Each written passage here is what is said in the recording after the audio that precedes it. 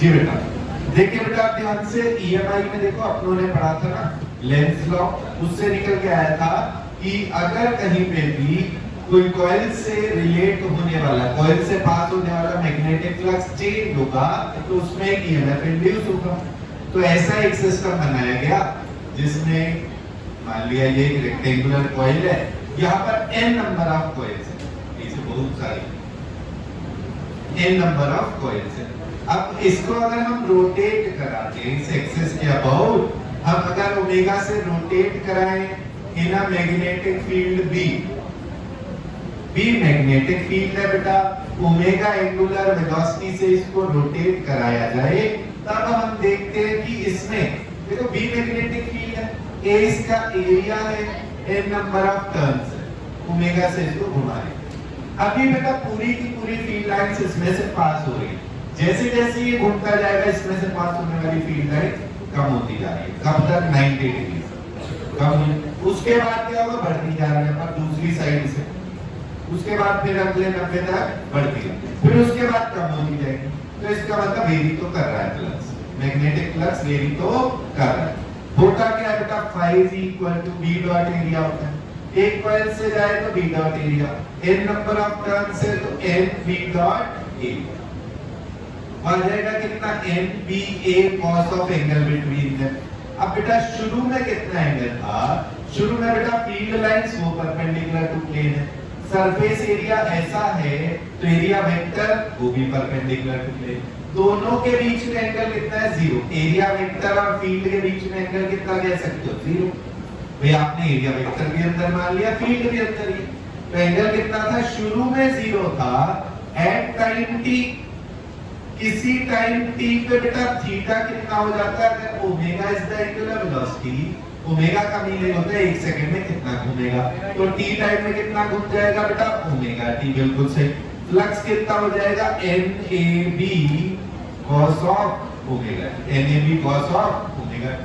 EMF आता है बेटा minus d phi by dt according to Lenz law, NAB तो यही कांस्टेंट है, cos ओमेगा t का डिफरेंशिएशन होना है, तो बेटा cos का डिफरेंशिएशन क्या हो जाता है, अच्छा यहाँ माइनस 1 लगना, और इसका डिफरेंशिएशन आ जाएगा minus sign omega t into एक ओमेगा और आ जाता है, ये ड्यू टू चेंज रूल, क्योंकि बेटा अंदर जो वेरिएबल है उसके साथ एक कांस्टेंट भी है, बाहर हम t की टर्म्स में डिफरेंशिएट कर रहे हैं। बेटा अंदर क्या है, ओमेगा इनटू t, बाहर डिफरेंशिएट किसकी टर्म्स में हो रहा था, t की टर्म्स में, इसलिए एक बार तो फंक्शन डिफरेंशिएट करके रखा जाता है और बाहर साथ में वो जो कांस्टेंट मल्टीप्लाइड था वो फिर से मल्टीप्लाई कर, इक्वल टू आ गया बेटा ईएमएफ बन गया NAB omega sine of omega t, जिसको अपनों ने कह दिया E नॉट साइन ओमेगा, क्या बन के आ गया बेटा, E naught sine of omega.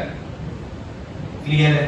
तो बेटा यहाँ पर हमने देखा कि जो ईएमएफ का ग्राफ अगर अपन टाइम के साथ बना के देखें तो ये साइनोसॉइडल ग्राफ बन के आ रहा है, पूरा साइन वेव का फंक्शन बन गया, तो E as a function of time जो है वो साइनोसॉइडल फंक्शन आ गया, मैक्सिमम वैल्यू E नॉट है ना, नीचे तक जाएगा बेटा माइनस E नॉट तक। अब इसमें हमने नेक्स्ट टर्म्स तक जाना है। अच्छा हमें फेज, भाई ऐसी टर्म्स अपन एसएचएम और वेव्स में भी पढ़ चुके होते हैं, इनपुट ऑफ साइन फंक्शन को क्या बोलना है, फेज।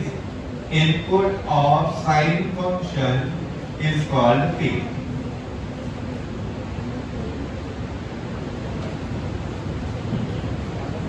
साइन फंक्शन के इनपुट को अपन बोलेंगे क्या बेटा, फेज बोल रहे हैं। यहाँ पर जो है वो फेज कितना है, ओमेगा है, ठीक है भाई। अब अपनों ने कहा सबसे पहले यहाँ पर एक टर्म निकल के आएगी RMS value, root mean square value, वो क्यों डिफाइन करनी है पहले तो ये देखते हैं बेटा।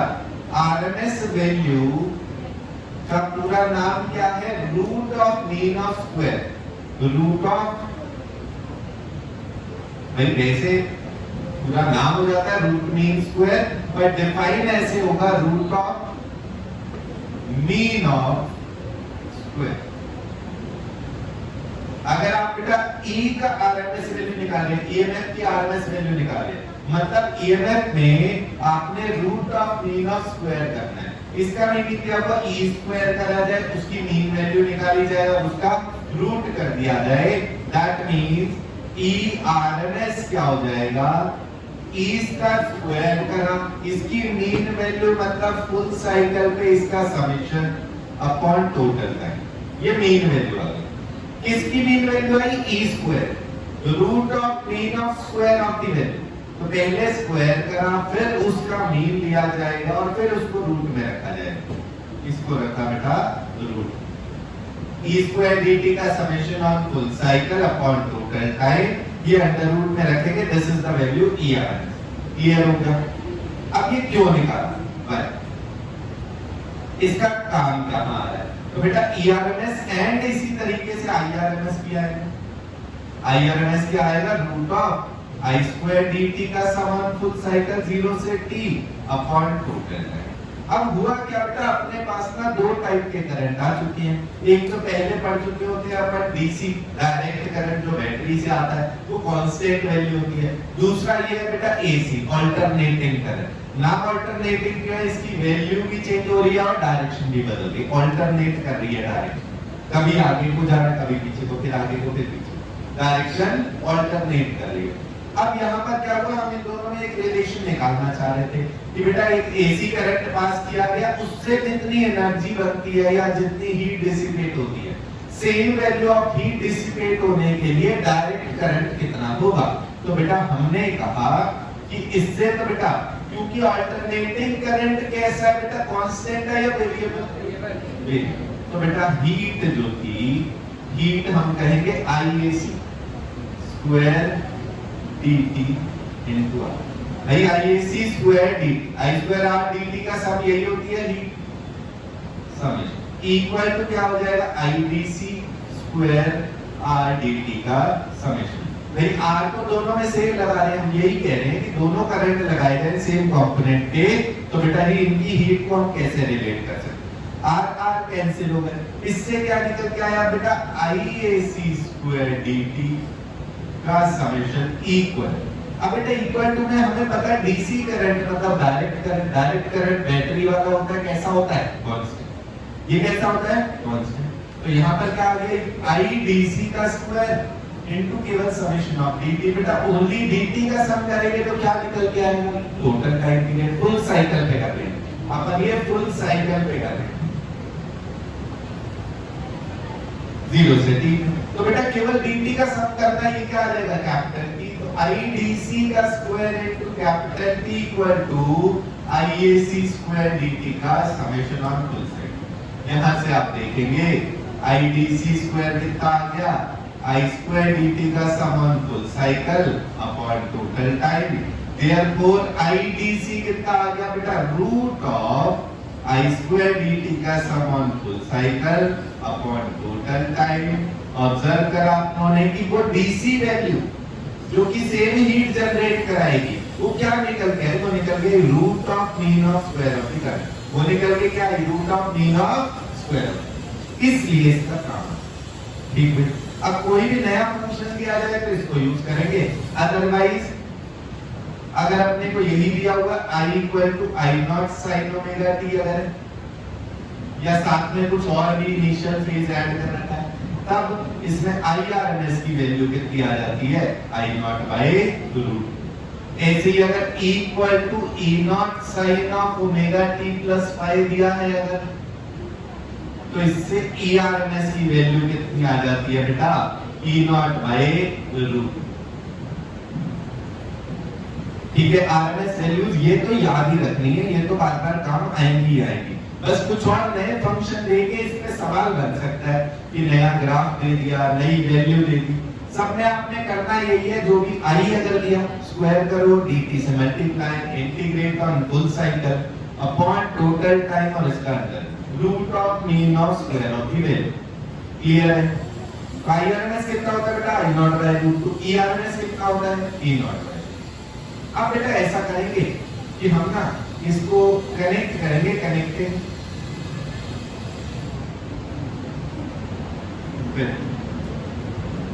पहला बेटा प्योर रजिस्टर पे अगर कनेक्ट करा, प्योर रजिस्टर पे अगर कनेक्ट करा तो ऐसा हुआ भाई, ये रजिस्टर है, इस पे अल्टरनेटिव ईएमएफ कनेक्ट करा, E is equal to E naught sine of omega T. यहाँ आर रेजिस्टेंस है, अपने को करंट निकालना है। बेटा एक रेजिस्टर में करंट फाइंड करने के लिए कोई लॉ, कोई फॉर्मूला क्या है अपने पास? ओम्स लॉ का फॉर्मूला क्या? I इज इक्वल टू क्या आता है? E by R। वो बन गया बेटा E not by R into sine of omega. Therefore I is equal to कितना आ गया? I not sine omega T आ गया। वेयर I नॉट की वैल्यू कितनी है? I नॉट इक्वल टू है E not by R। And बेटा आप अगर फेज कंपेयर करें, E और I के फेज में क्या रिश्तेदारी है? सेम आ रहा है या अलग अलग आ रहा है? Same. E and I are in same phase, are in same phase। इस पे कनेक्ट कर दिया, बढ़िया रहा प्योर रजिस्टर पे। नेक्स्ट क्या भैया, प्योर कैपेसिटर पे करते हैं। प्योर कैपेसिटर पे इसको अगर कनेक्ट करा तब भी अपने को करंट फाइंड करना है। क्या करंट का डायरेक्ट फार्मूला है कैपेसिटर के लिए अपने पास, या कोई चार्ज का या dt? किसका फार्मूला? चार्ज का। Q इज इक्वल टू कितना होता है? C into V। V यहाँ पर अपन ईएमएफ लिख लेंगे, E is equal to E naught sine of omega. तो बेटा Q कितना आता है? C इनटू E आता है, वो आ गया C E naught sine of omega t। Current required है तो क्या होगा बेटा? dq by dt। उसमें कांस्टेंट ऐसे ही रख दिया जाएगा। साइन का डिफरेंशिएशन क्या होगा बेटा? cos। जो इनपुट है वही रहेगा, परंतु यहाँ पर भी क्या लगेगा बेटा? Chain rule. क्यों? क्योंकि बेटा अंदर जो फंक्शन है वहां पर इस वेरिएबल के साथ एक कांस्टेंट मल्टीप्लाई है, पर जब डिफरेंशिएट करा तो केवल t की टर्म्स में करा। तो इसका डिफरेंशिएशन क्या आएगा बेटा? cos omega t into omega, cos omega t into omega. इसका मतलब I इज इक्वल, बेटा अपन ना ये चाहते हैं कि जैसे इसमें था ना I is equal to E upon something, अपन E अपॉन समथिंग में करना चाहते हैं। यहाँ अपॉन में क्या आएगा? E नॉट अपॉन 1 बाय ओमेगा c, क्योंकि इनटू ओमेगा c था ना। अपॉन में क्या लिख सकते हैं उसको? 1 बाय ओमेगा c। ठीक है, a इनटू b को a अपॉन 1 बाय b लिख सकते हैं। तो E नॉट अपॉन 1 बाय omega c into cos of omega. I को अपन लिख देंगे क्या? E नॉट अपॉन, इसको एक नई टर्म डिफाइन कर देंगे, xc। क्या टर्म डिफाइन कर रहा है? इसको कहा रिएक्टेंस। जैसे रेजिस्टेंस होती है उसी के जैसी चीज हो गई, लेकिन ये ओमेगा पे डिपेंड कर रही है। ये किस पे डिपेंड कर रही है? ओमेगा। मतलब जितना ओमेगा आप बदलोगे तो एक्स ऑफ द सर्किट बदल जाएगा, इसलिए इसका नाम रिएक्टेंस है कि ये रिएक्शन है उसके अकॉर्डिंग, ओमेगा के अकॉर्डिंग। तो और किसके लिए? कैपेसिटर के लिए। xc is called as capacitive reactance. Value हो गई 1 बाय ओमेगा। साथ में क्या आया बेटा? cos omega. ये आ गया बेटा करंट। इसको आप लिख सकते हैं I इज इक्वल टू कितना लिख दिया बेटा? I naught cos of omega t लिख दिया, I naught cos of omega. Where I naught कितना है बेटा? E not by xc। xc कितना है? 1 अपॉन ओमेगा। ठीक है, अब देखो आप cos ओमेगा t को क्या लिख सकते हैं?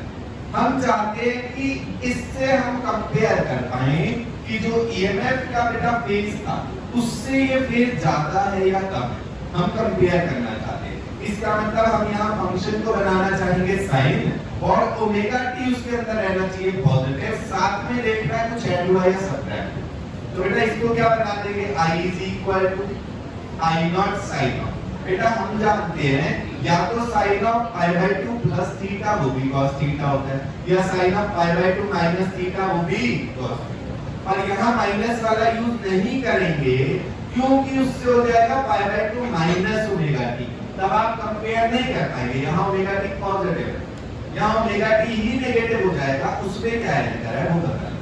और अपन चाहते हैं क्या? ओमेगा टी खुद रहे अंदर पॉजिटिव, उसमें क्या एक्स्ट्रा ऐड या सब्ट्रैक्ट हुआ वो देखना चाहते हैं। तो cos ओमेगा t को क्या लिख दिया? sin of pi by 2 plus omega t। बात समझ आ गई? तो बेटा ये आ गया अपने पास I equal to I naught sin of pi by 2 plus omega t। इसका मतलब प्योर कैपेसिटर सर्किट में अगर हम देखते हैं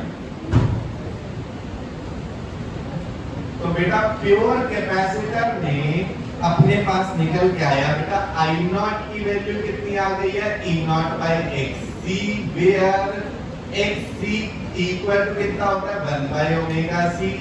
इसका नाम क्या होता है बेटा? Capacitive reactance. क्या नाम होता है? Capacitive reactance. ठीक है।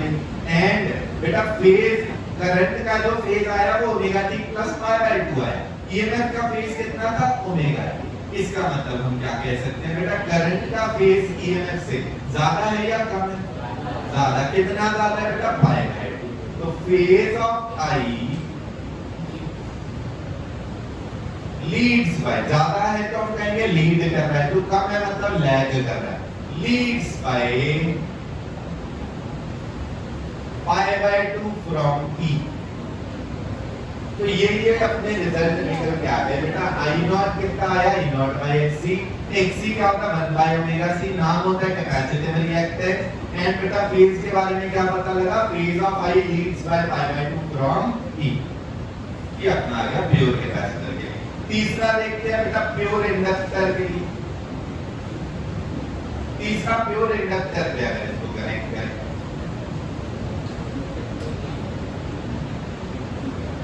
प्योर इंडक्टर पे अगर लगाया तो बेटा यहाँ पर अपने पास फिर से वही दिया, E is equal to E naught sin of omega T. ये L गिवन है बेटा। होगा क्या अगर अपन ओम्स लॉ लिखे तो इसका जो पोटेंशियल डिफरेंस है प्लस इसका पोटेंशियल डिफरेंस मिला के कितना होना चाहिए? 0।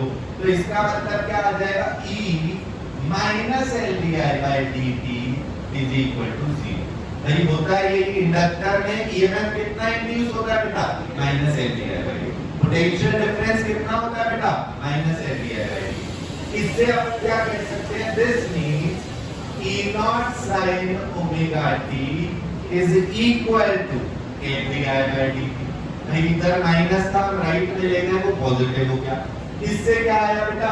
dt इसके साथ ले जाइए, sin E naught sin omega t dt is equal to l di। इनका इंटीग्रेशन अगर करेंगे तो बेटा साइन का जो इंटीग्रेशन है वो क्या निकल के आता है? cos या माइनस cos? साइन का इंटीग्रेशन क्या आता है बेटा? Minus cos.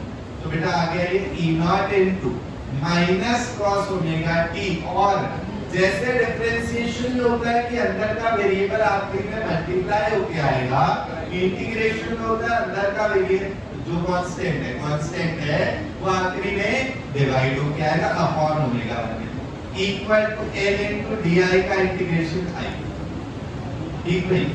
I is equal to कितना आ गया बेटा? I equal to आ गया minus E naught by omega L into cos of omega t। Minus E naught by omega L into cos of omega t। इसमें omega L को बेटा नया नाम दिया फिर से। अपन चाहते हैं बेटा E अपॉन समथिंग को करंट लिखा जाए, EMF अपॉन समथिंग को करंट लिखा जाए। तो अपॉन में जो था इसको XL नाम दिया, साथ में cos of ओमेगा t ये आ गया I। This means minus I naught cos omega t अपने I लिख दिया। अब बेटा अपन फिर से चाहते हैं कि हम फेज को कंपेयर करें। EMF में बेटा क्या था? Function equal to E naught sin omega t। तो यहाँ भी फंक्शन हमें चाहिए कि साइन आ जाए और उसके अंदर जो बचेगा उसके अंदर बेटा ओमेगा t के सामने पॉजिटिव होना चाहिए। यहाँ पर बेटा अपन क्या लिख सकते हैं? क्योंकि बाहर एक नेगेटिव और है, माइनस cos ओमेगा। इसको आप लिख देंगे minus of sine pi by 2 minus omega T. क्योंकि बेटा माइनस इसलिए लिखा, यहाँ पर तो नेगेटिव था ही, अंदर वाला इस बार pi by 2 minus omega T इसलिए लिखा बिकॉज माइनस साइन थीटा होता है sine of minus theta. Minus sine theta क्या होता है? Sine of minus. ये किसके इक्वल आ जाएगा? Sine of omega T minus pi by 2 के इक्वल आ जाएगा, since minus sine theta equal to sine of minus theta.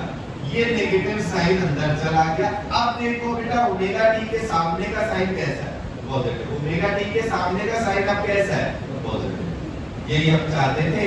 अब कंपैरिजन हो जाएगा कि भैया अपन क्या लिख देंगे यहाँ पर? Therefore I is equal to कितना आ गया बेटा? I naught into कितना था? माइनस cos ओमेगा टी था, जिसमें माइनस cos ओमेगा टी किसके इक्वल है? Sine of omega T minus pi. I naught sin of omega T minus pi by 2। ये आपका रिजल्ट आ गया इसमें हमने देखा बेटा आई नॉट की वैल्यू कितनी है, आई नॉट है बेटा E not by XL, I not कितना है, E not by XL, and बेटा एक्सएल कितना है, एक्सएल है बेटा ओमेगा इनटू एल, एक्सएल क्या है ओमेगा इनटू एल, तो आई नॉट आ गया E not by XL and XL is equal to कितना है ओमेगा इनटू एल। फेज के बारे में क्या बताएंगे बेटा, इस बार जो करंट का फेज आया फाइनली उसमें देखो ओमेगा टी में कुछ ऐड है या सब्ट्रैक्ट है, सब्ट्रैक्ट है, इसका मतलब इसका फेज कम है, इसका फेज कम है, कम होना मतलब पीछे रह जा रहा है, हम कहेंगे इसका फेज लैग कर रहा है, तो बेटा phase of I lags by pi by 2 from E, ये इसके रिजल्ट निकल आए। भाई तीनों के रिजल्ट क्लियर हो गए। प्योर रेजिस्टर पे अगर लगाए तो करंट आ रहा है E not by R, phase same रह जा रहा है। प्योर कैपेसिटर पे लगाए तो करंट मैक्सिमम जो आ रहा है वो E not by XC, phase pi by 2 ज्यादा है, इसका करंट का फेज पाई बाय 2 ज्यादा। प्योर इंडक्टर पे लगाए तो बेटा करंट मैक्सिमम आ रहा है I not equal to E not by XL और इसमें करंट का फेज कम है, XL की वैल्यू कितनी होगी है ओमेगा L और XC की वैल्यू कितनी होगी है 1 बाय ओमेगा। बात समझ आ गई सब, ठीक है। अब यहां पर बेटा नेक्स्ट अपन देखते हैं फेजर।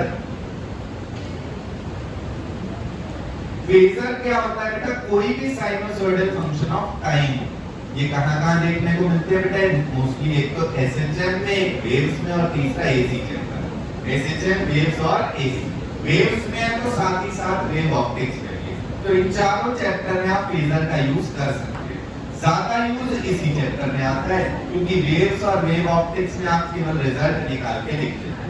तो फेजर है क्या बेटा, जब भी हमें कोई मिले साइनसोइडल फंक्शन ऑफ टाइम, कोई भी quantity sinusoidal function of time हो तो हम क्या कह सकते हैं बेटा, उस वैल्यू को component of the rod rotating with angular velocity omega, component of the rod rotating with angular velocity omega.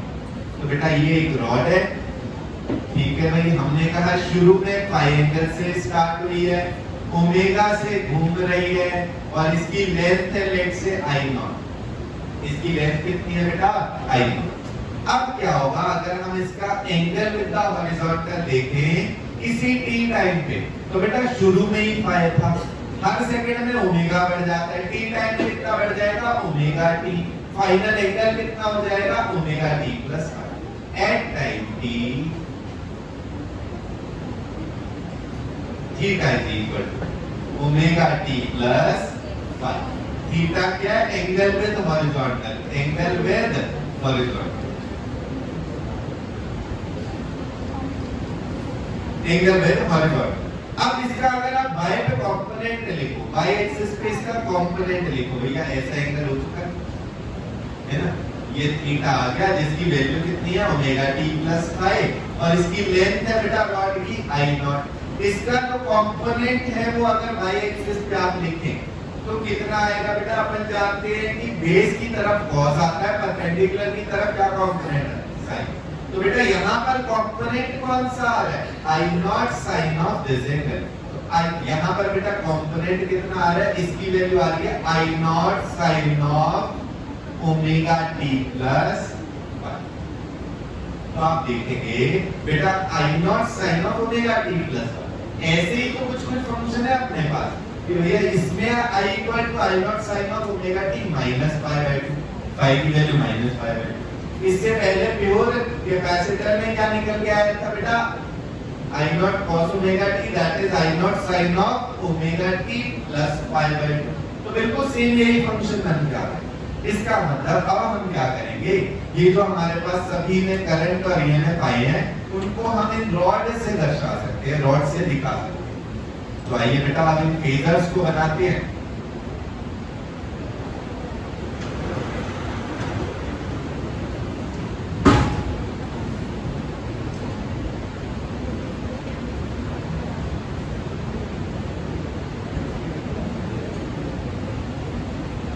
Phasors अब बेटा एक बार ऐसे करते हैं कि सब में ना ईएमएफ सेम रखते हैं, जैसे अभी हमने डिराइव करा था सेम ईएमएफ के लिए, सेम ईएमएफ के लिए पहला बेटा प्योर रेजिस्टर का फेजर, प्योर रेजिस्टर का फेजर है तो बेटा अपनों ने कहा ई नॉट, ईएमएफ कितना रख रहे हैं ई नॉट साइन ओमेगा। शुरू में एंगल कितना है बेटा, इसमें केवल साइन ऑफ ओमेगा टी है, शुरू का फाई कुछ नहीं गिरा, तो शुरू में कितना इसका फेज या एंगल हम कह सकते हैं 0, तो ई नॉट का फेजर इधर हुआ। अब बेटा रेजिस्टर में जो करंट का फंक्शन आया था वो क्या आया था, वो आया था I naught sine omega, same page में था, तो आई नॉट ऑफ आर वो भी इधर, रेजिस्टर का आई नॉट क्या होगा, वो सेम डायरेक्शन। दूसरा बनाया जाए, सेकंड हमने देखा प्योर कैपेसिटर, भैया फंक्शन यही चल रहा है ईएमएफ का, ई नॉट तो इधर ही बना था बेटा, इसका जो करंट निकल के आया कैपेसिटर के करंट में फेज ज्यादा था या कम था, क्या था बेटा कैपेसिटर, सेकंड नंबर अपने कैपेसिटर का, कैपेसिटर के फेज इनपुट में बेटा फेज ज्यादा था या कम था, करंट के इनपुट में फेज π/2 ज्यादा था, तो इसका करंट π/2 ऊपर आएगा, करंट की बात होगी आई नॉट सी π/2 ऊपर। शुरू में ही एक 90 डिग्री का फेजर था, उसके बाद घूमे। तीसरा बेटा प्योर इंडक्टर, प्योर इंडक्टर जो अभी अभी अपनों ने कहा तीसरा बेटा ये I naught sine of omega T minus π/2, ये तो ई नॉट वाला तो साइन ओमेगा टी है, 0 एंगल से शुरू हो रहा है, करंट वाला बेटा माइनस π/2 से शुरू आई नॉट एल। ये हमने कहा क्या रखा था, सेम ईएमएफ रखा, सेम ईएमएफ। इसी से अगर अपन ये बनाए बेटा सेम करंट, अगर हम सेम करंट भेज रहे तो हम देख पाएंगे बेटा अगर आई तीनों में सेम रखा जाए, ये कब होगा, सेम करंट कब होगा, अगर सीरीज में लगा दिए जाएगा, सीरीज एनसीआर। देखिए बेटा यहाँ पर ध्यान से, सेम करंट है, इन्हीं के अकॉर्डिंग देखना है कि हम आई नॉट तीनों में सेम भेज रहे हैं, I equal to I naught sine omega T. हमें पता है बेटा रेजिस्टर में करंट का फेज ईएमएफ का सेम आया था, कैपेसिटर में करंट का फेज आगे था π/2, तो ईएमएफ का इससे पीछे होगा, इंडक्टर में करंट का फेज पीछे था π/2, मतलब ईएमएफ इससे π/2 आगे। हमने कहा तीनों में था आई नॉट और आई नॉट। सेकेंड कैपेसिटर, पहला रेजिस्टर और तीसरा बेटा इंडक्टर। बेटा इससे अगर आप देखें तो ई नॉट भी क्या आएगा, इधर ही आएगा, ई नॉट ऑफ रेजिस्टर। इससे देखें कैपेसिटर बता रहा है कि जिधर करंट का फेज है ईएमएफ का फेज उससे आगे है या पीछे, ईएमएफ का फेज उससे पीछे, तो ईएमएफ का फेज नीचे आ जाएगा, ई नॉट ऑफ सी। और तीसरे में बेटा जिधर करंट का फेजर है ईएमएफ का फेजर उससे π/2 आगे, तो इससे π/2 आगे बन जाएगा ऊपर, तो ई नॉट एल ये बन गए। अगर करंट सेम रखा तो ये होगा, ईएमएफ सेम रखा तो तीनों ये बना। बात समझ आ गई? अब हम यहाँ तक क्यों पहुंचे, क्योंकि अपन बेटा नेक्स्ट टॉपिक पढ़ते हैं क्या इसमें, series NCR circuit, series NCR circuit. क्या करा बेटा, एल सी और आर तीनों सीरीज में लगा दिए। इसमें बेटा आपको करंट दिया गया है, आई की वैल्यू पता है बेटा, आई इज इक्वल टू दिया कितना, I naught sine of omega, I equal to I naught sine of omega. ये है बेटा एल, ये सी, ये आर। अपने को बेटा ये देखना है कि टोटल ईएमएफ कितना आएगा। तो होता क्या है बेटा, अपन जानते हैं कि किरचॉफ्स लॉ बताते हैं इसका पोटेंशियल डिफरेंस प्लस इसका मिला के क्या होना चाहिए, total potential difference. E of L plus E capacitor plus E R equal to total ही होगा। हम टोटल ही निकालना चाह रहे थे। इसका मतलब क्या होगा, तीनों के पोटेंशियल डिफरेंस ऐड हो, तीनों के पोटेंशियल डिफरेंस क्या होने हैं, ऐड हो। तो बेटा हमने कहा आई नॉट तो तीनों में सेम है, सीरीज एनसीआर सर्किट मतलब आई नॉट सेम। अब फेजर का सबसे ज्यादा यूज यही आता है कि कोई दो या तीन या ज्यादा साइनोसॉइडल फंक्शन को ऐड करना है, तो हम फेजर बहुत बढ़िया से यूज कर सकते हैं। हमें पता है भैया इसका फेजर बनेगा, इंडक्टर का क्या बनेगा, ये बन गया ई नॉट है। इसकी वैल्यू कितनी होगी बेटा, आई नॉट इनटू एक्स। क्योंकि इंडक्टर में आई नॉट कितना आता था बेटा, E not by x. Resistor का क्या बनेगा बेटा, रेजिस्टर का ये बन गया ई नॉट आर। इसकी वैल्यू कितनी होगी, आई नॉट इनटू आर। और कैपेसिटर का क्या बन जाएगा, नीचे ई नॉट सी, क्योंकि हमने आई नॉट कहा ही था। कैपेसिटर का क्या बन गया बेटा, ई नॉट सी। कैपेसिटर में आप देखेंगे किधर बन रहा है, नीचे। अगर तीनों में करंट सेम है तो कैपेसिटर का ईएमएफ का फेजर किधर है, नीचे। इसकी वैल्यू कितनी होगी, आई नॉट इनटू एक्स। अब हम कह सकते हैं हमें टोटल ईएमएफ चाहिए, तो इन तीनों फेजर्स को हम ऐड कर सकते हैं। तीनों फेजर को क्या कर सकते हैं बेटा, ऐड। तो अपन कहेंगे इनकी जगह आप कह सकते हो जो अपवर्ड और डाउनवर्ड है, ये दोनों तो डायरेक्ट ऑपोजिट में है तो सब्ट्रैक्ट हो गए। ये कितना आ गया बेटा, I naught XL minus I naught XC. आगे क्या है बेटा, आई नॉट आर। आगे क्या है, आई नॉट आर। इससे ये रिजल्टेंट ईएमएफ का फेजर बन के आ गया। रिजल्टेंट ईएमएफ का फेजर ये है बेटा, ई नॉट, और ये किसी फाई एंगल पे करंट से। रिजल्टेंट ईएमएफ का फेजर ये आ गया और ये करंट से किसी फाई एंगल पे।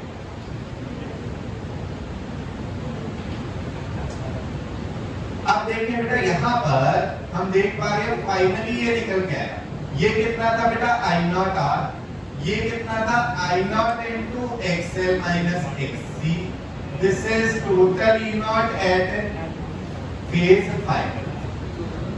ये वैल्यू कितनी आ जाएगी, आप यहाँ पर लेंथ निकालना चाह रहे हैं, इस रॉड की लेंथ निकालना चाह रहे हैं। तो देखने को ये वेक्टर जैसा डायग्राम है, इसलिए हम उसके अकॉर्डिंग कर सकते हैं। या पाइथागोरस लगा रहे हो, ई नॉट कितना आ जाएगा बेटा, root of I naught R का square plus I naught XL minus XC का स्क्वायर इक्वल टू में आप देखेंगे रूट में बेटा आई नॉट स्क्वायर सबके पास है, बच गया R square plus XL minus XC का whole square. Therefore E naught equal to I naught root of R square plus XL minus XC का होल स्क्वायर। और इस टर्म को आपने Z बोल दिया बेटा, इक्वल टू कितना आ गया, I naught into Z। ये कितना आ गया बेटा, Z। Root of R square plus XL minus XC के होल स्क्वायर को बोल दिया आपने क्या, Z। It is called as impedance। E naught equal to आ गया I naught into Z, where Z is impedance। Z क्या बेटा, impedance। क्लियर हो गया बच्चों, समझ आ गया सभी को। अब बेटा अपने को ये फाई भी चाहिए होता है। फाई देखो था क्या फाइनली, E नॉट का फेजर किधर है और I नॉट का फेजर किधर है, उनके बीच का एंगल, मतलब उनके बीच का फेज डिफरेंस, उनके बीच का फेज डिफरेंस। तो फाई क्या है यहाँ, phase difference of EMF and current, phase difference of EMF and current. इससे आप अगर बेटा सारी वैल्यूज लिखें, tan फाई कितना है, tan phi perpendicular by base via XL minus XC upon R. cos phi कितना आ रहा है बेटा, बेस अपॉन हाइपोटेन्यूज, वो आ गया बेटा I naught R upon E naught. E naught क्या है बेटा, आई नॉट जेड, तो इक्वल टू आ गया कितना, R by Z. cos phi कितना आया बेटा, R by Z. sin phi देखें, sin phi perpendicular by hypotenuse, वो कितना आया बेटा, XL minus XC upon Z. क्योंकि ई नॉट कितना है, I naught Z, E naught कितना है, आई नॉट जेड। बेटा ये आ गया tan फाई, cos फाई और sin। सवाल कई बार इस पे भी बनते हैं, डायरेक्ट फेज का डिफरेंस निकालना है तो ये निकल के आते हैं। बेटा यहाँ पर ना हमने ये मान लिया कि ये बड़ा है और ये छोटा है। बाकी वो क्वेश्चन पे डिपेंड करेगा, ये भी ज्यादा हो सकता है, ये कम हो सकता है। तो यहाँ पर नीचे बन के आ जाएगा I naught XC minus I naught XL. Final result ये आएगा। क्यों, क्योंकि इसका स्क्वायर हो या एक्ससी माइनस एक्सएल का स्क्वायर हो, वो सेम बात है। तो ये आ गया बेटा आपके पास फाइनल रिजल्ट कि ई नॉट कितना होता है, I naught Z. I not का भी निकालना है पूरे एलसीआर सर्किट में, तो क्या करेंगे, E not by Z. Z क्या है, root of R square plus XL minus XC का होल। क्लियर है सबको बेटा, ये क्लियर है सभी को। ठीक, अब आती है बेटा इसमें एक special condition, that is called as resonance condition. Resonance condition बोलते हैं कि जब क्या होगा बेटा, इस करंट की हम मैक्सिमम वैल्यू ला सकते हैं सर्किट में। आई नॉट को मैक्सिमाइज करना है, आई नॉट को मैक्सिमाइज करना है, तो Z को क्या करना पड़ेगा, मिनिमाइज करना पड़ेगा। आई नॉट है तो ई नॉट बाय, इसका मतलब Z मिनिमाइज। Z की मिनिमम वैल्यू कितनी हो सकती है, Z मिनिमम इक्वल टू हो सकता है R कब होगा, जब XL minus XC equal to 0 हो। इसका मतलब XL इक्वल टू XC हो जाए, ओमेगा L इक्वल टू 1 बाय ओमेगा C हो, ओमेगा स्क्वायर इक्वल टू 1 बाय LC आ गया, देयरफॉर ओमेगा कितना आया, 1 बाय रूट C। ये आ गई बेटा रेजोनेंस की कंडीशन। रेजोनेंस कंडीशन बोलते हैं कि अपने को सर्किट में से करंट मैक्सिमाइज करना है। करंट मैक्सिमम तब आएगा जब Z क्या होगा, मिनिमम। Z की मिनिमम वैल्यू कितनी हो सकती है, R वो कब होगी, जब XL माइनस XC कितना हो जाए, 0। जब XL माइनस XC कितना बेटा जी, 0, मतलब XL और XC इक्वल। XL का फॉर्मूला क्या है बेटा, ओमेगा है, और XC क्या है, 1 बाय ओमेगा C। दोनों इक्वेट करें, ओमेगा स्क्वायर आया 1 बाय LC, ओमेगा आया कितना, 1 बाय रूट। क्लियर, ये रेजोनेंस कंडीशन है।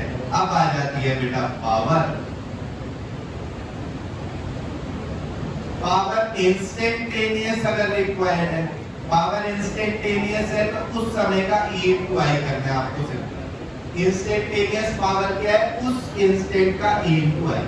दूसरी पावर एवरेज, मोस्टली इनके सवालों में एवरेज पावर पूछी जाती है, वो वैसे डिराइव करके आएगा, फॉर्मूला फाइनली आता है E naught I naught by 2 into cos phi, ये 2 है, E naught I naught by 2 into cos phi। या फिर इसी को लिख सकते हैं बेटा, 2 को टुकड़े कर दिए, √2 into √2, तो ये बन गया बेटा E not by √2, that is ERMS। I naught by √2 IRMS। तो पावर एवरेज क्या निकल के आ गई बेटा, ERMS IRMS into cos phi, ERMS IRMS into cos phi। इसमें बेटा cos phi को कहते क्या है बेटा, पावर फैक्टर। क्या कहते हैं, पावर फैक्टर। और बेटा cos phi की वैल्यू अपन ये फेजर से देख चुके थे। cos phi कितना है, R by Z। cos phi कितना है, R by Z।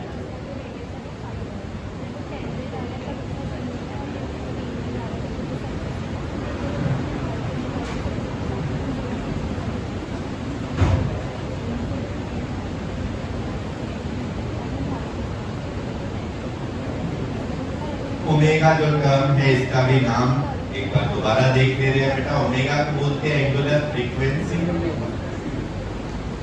ओमेगा को कहते हैं क्या, एंगुलर फ्रीक्वेंसी। ओमेगा होता है क्या, 2 पाई f, that is 2 pi by t, जिसमें f है फ्रीक्वेंसी।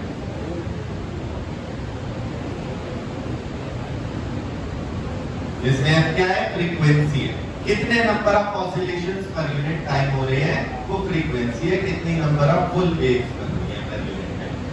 इसमें कई बार ऐसा लिखा होता है अ सोर्स ऑफ कुछ भी x volt comma y hertz,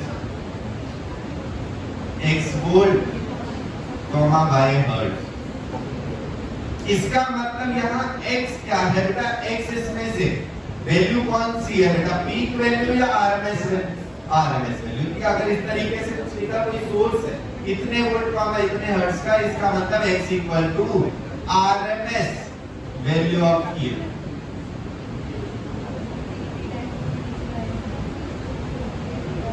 ठीक है। अब बस एक और टॉपिक है बेटा, एसी इंस्ट्रूमेंट्स। एसी इंस्ट्रूमेंट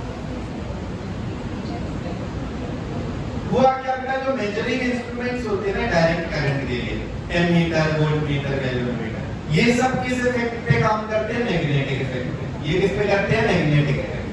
कि भैया करंट पास होगा, उससे वहां पर टॉर्क जनरेट होगा और कॉइल घूमेगी, गैल्वेनोमीटर हो जाएगा। और अल्टरनेटिंग करंट ऐसा कि मोस्टली 50 या 60 हर्ट्ज होती है, तो 1 सेकंड में 50 साइकिल है, 100 बार जीरो होगा करंट।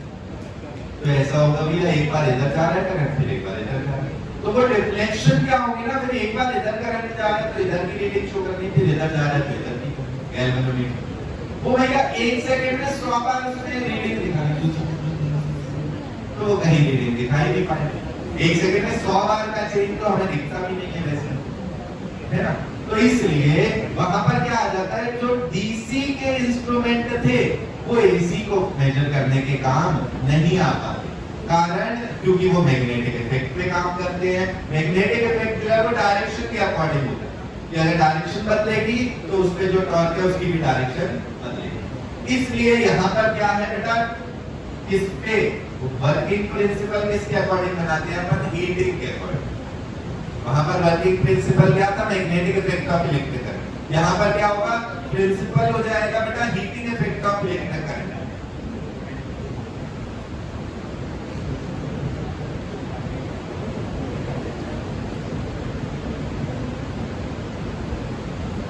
अब हीटिंग इफेक्ट होगा तो करंट चाहे आगे जाए चाहे पीछे, हीट तो उतनी बनी है ना।